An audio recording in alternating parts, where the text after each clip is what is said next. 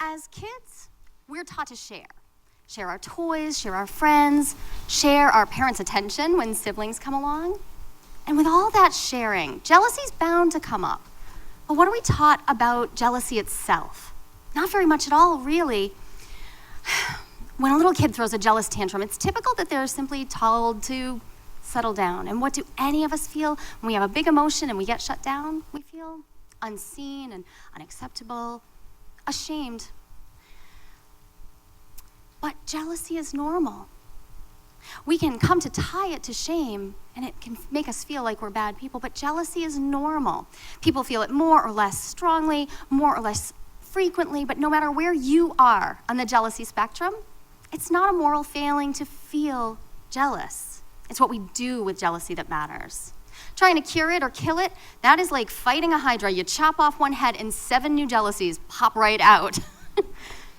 I'm a psychology researcher, and my focus is jealousy. But exploring jealousy can be tricky because people often don't want to admit that they're feeling it.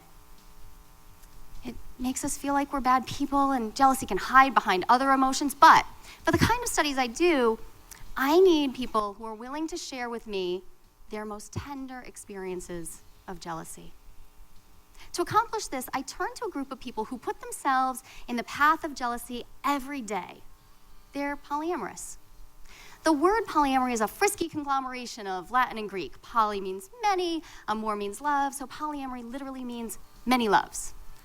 When I tell people that my work involves polyamory, the practice of having multiple intimate relationships in a loving and communicative and consensual way, their reaction is usually something like, wow, okay, well, sure, but I could never do anything like that. I would be way too jealous.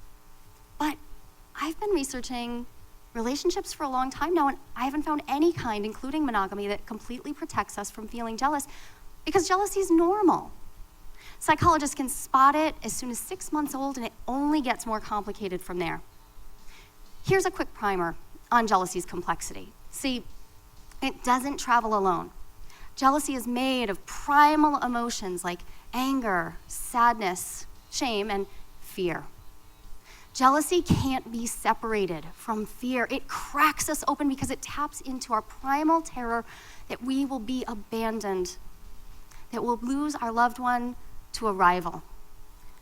But jealousy is so powerful, it doesn't actually need a real rival to drive us to distraction. If no real rival exists, it can attack through the imagination. In that way, it's similar to anxiety. There doesn't need to be a real threat for any of us to feel anxious.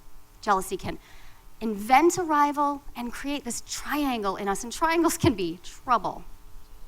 So, who are these polyamorous people? Well, I study polyamory as both a researcher and a polyamorous person myself.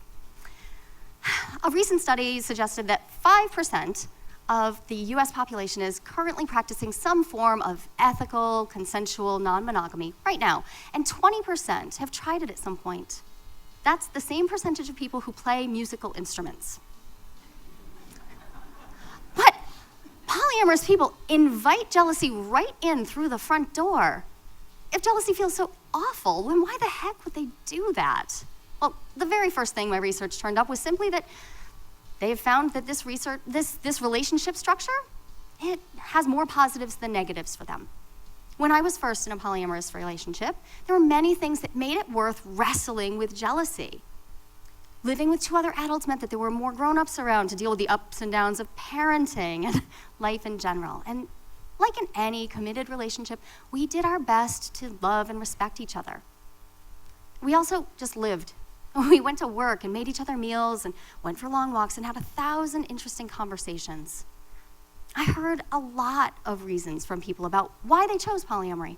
One of my research participants, Erin, said that she enjoyed having friendships where there wasn't a specific limit to the depth of intimacy that could be shared. And another participant, Liam, told me about how he enjoyed the erotic tension of dating combined with having his secure home-based relationship. The stories I heard, they weren't utopian, far from it, but each individual I interviewed felt that the benefits outweighed the drawbacks for them. But what about the jealousy?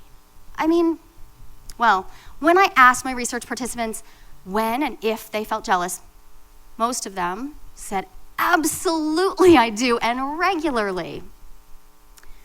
But the research shows that when jealousy inevitably pops up, polyamorous people do their best to treat it as a valuable teacher, an indicator that they care deeply about someone. And then they take steps to move away from the terrifying fear of losing their beloved and move instead towards jealousy's opposite. And they even have a word for this feeling, and it's a word that we can all use. It's compersion. Compersion isn't about destroying jealousy. Instead, it's a feeling to move toward when jealousy tries to take over. It starts with little moves like taking a deep breath when jealousy is burning us up, or pausing when we'd rather lash out. Easier said than done, certainly.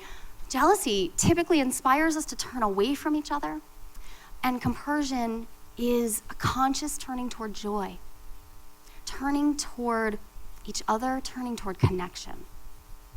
If I had better known what to do about jealousy, my first polyamorous relationship might not have ended in such a jealous tangle with hurt feelings all around, but we made this really common mistake of thinking that we could simply eradicate jealousy. Together, the three of us pushed jealousy away.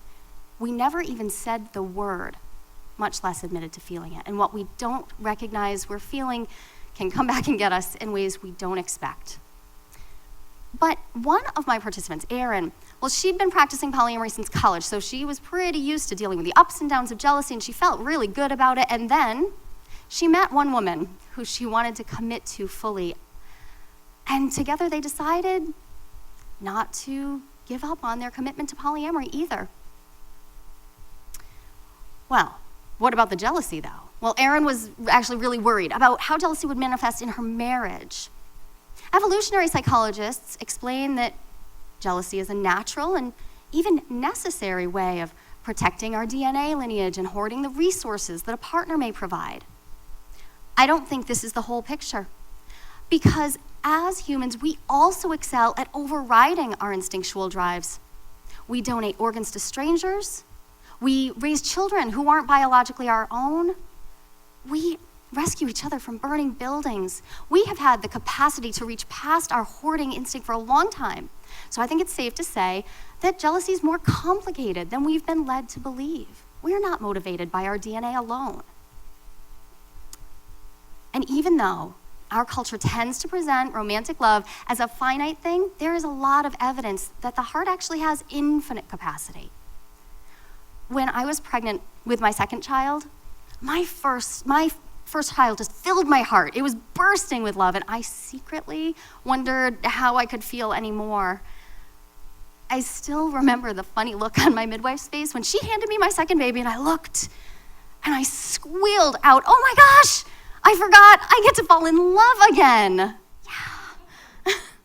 Love has a tendency to multiply rather than divide. But,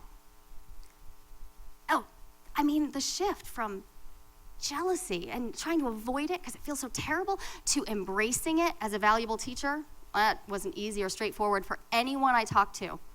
The cultural baggage around jealousy is heavy. We both fear it for how terrible it feels when it happens to us and prize it as a sort of proof of the depth of someone's love for us. And the stories we hear about jealousy do not make it any easier. Our music lyrics, we could talk about those. Back in the 60s, the Beatles sang the words, "I'd rather see you dead, little girl, than to be with another man." And more recently, Carrie Underwood painted us this jealous revenge fantasy in a song about bashing her boyfriend's truck with a baseball bat when he cheated. And I could give 1,000 more musical examples, but we can go much further. Our mythology, our great literature, our modern dramas, from the ancient Greeks to the Bible to Shakespeare to Proust to Game of Thrones, it's all so thick with jealousy that it's actually hard to imagine what would be left if we could actually expunge jealousy. Darn, bummer. But, it's all well and good to say, I want to feel the love and not the jealousy.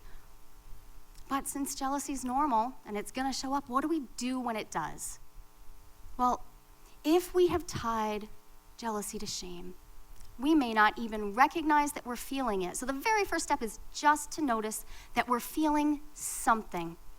The body's giving clues all the time, and recognizing the unique sensations that your body has for jealousy is a shortcut. It's a time saver and lets us get to the work of managing jealousy faster.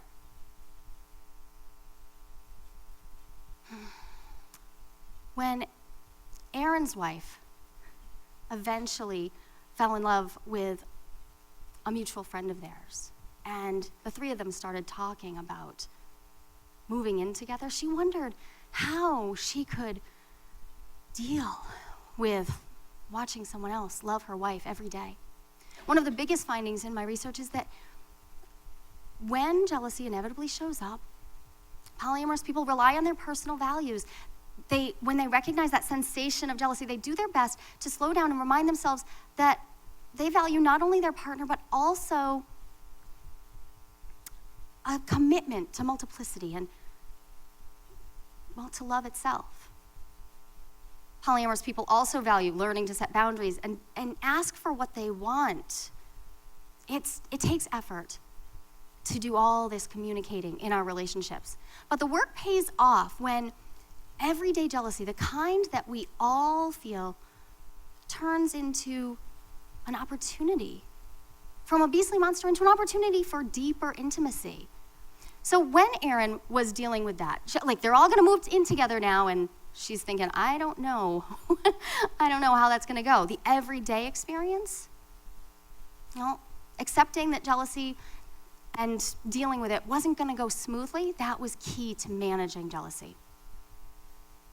The secret is to stop trying to run away from it, and instead to use jealousy for its most positive attribute, as a warning light. When we recognize jealousy really early, we have the opportunity to let ourselves feel the jealousy along with the anger and sadness and fear that it's brought along with it, without judging ourselves. And when we pull apart that glob of emotions, we have the opportunity to see that we can ask for what we want. And then we can see that the sting of jealousy doesn't last forever. It actually shifts, it changes, it becomes other things. And if we know what we're looking for, we may, in fact, see that compersion is one of the things waiting for us on the other side of our initial reaction. When things get really tough in relationships, the research shows that polyamorous people do their best to rely on a practice of compersion. They aspire to feel joy for their partner's joy. And this is absolutely critical, not at their own expense. They make a point to include the need for their own happiness as well. Compersion doesn't ask us not to be jealous, and it doesn't ask us to just accept whatever we've been presented without question. We can and should learn to set our boundaries, design the relationships that work for each of us, and ask for what we want. But when jealousy plants a seed of despair, compersion says, hold on, let's not water that. Compersion sounds a bit like compassion, and it is a bit like compassion. Compassion is what we're doing when we patiently offer kindness and support to someone when they're suffering.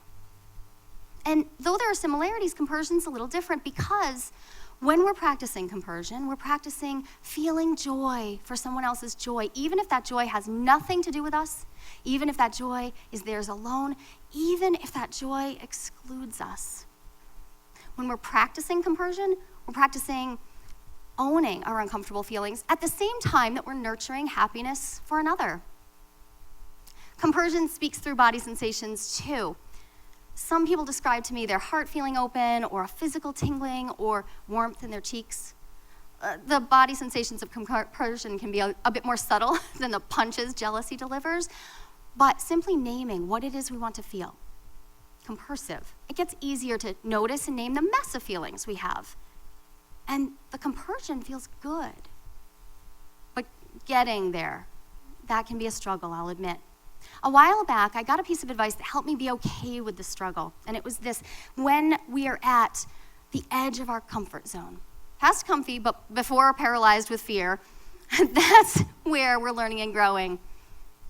It may not be comfortable, but the growing edge is where amazing new things happen. Let me ask you, when you have been in that spot between comfy and terrified, haven't you found that you are capable of things you once imagined were impossible? Now, if you're having some trouble finding compersion in you right now, do not worry. You already feel it, I promise. One way to learn to recognize the signs of compersion is to just watch a small child doing something that they love. Maybe they're eating an ice cream cone or they're playing on the swings. You just take a minute and take it in and boom, compersion bomb. Even though you aren't having the fun yourself, that warm, fuzzy feeling you get, that's compersion. And sometimes compersion flows just that easily. It is like water running downhill. But more often, the sticky feelings of jealousy catch us. And when they do, we have the chance, we can stop and see that jealousy is just one of many things we're feeling. And when we notice all those choices, well, that gives us agency. When a partner or a friend is enjoying time without us, we can give ourselves a break, offer ourselves some compassion for the very real suffering we're feeling, and then we can remind ourselves that we value a balance of autonomy and interdependence in our relationships. We can make a little space for compersion next to the jealousy we're feeling. Jealousy, it's inescapable in all of our lives. It'll show up in our romances, our friendships, our workplaces, our families, right when we're feeling secure. A tidal wave of jealousy can sweep us off our feet, and in that moment, we have the opportunity to courageously see the multitude of feelings that we can contain all at once. Compersion offers us a different path, one that aims toward deep intimacy. Compersion's a courageous choice. We don't need to be perfectly compersive. We don't need or even want to be jealousy-free because jealousy is normal. We can just stay with the process. Dancing with compersion and jealousy is part of being on an adventure of intimacy, an adventure that teaches us something new about ourselves every day. Perfection not required.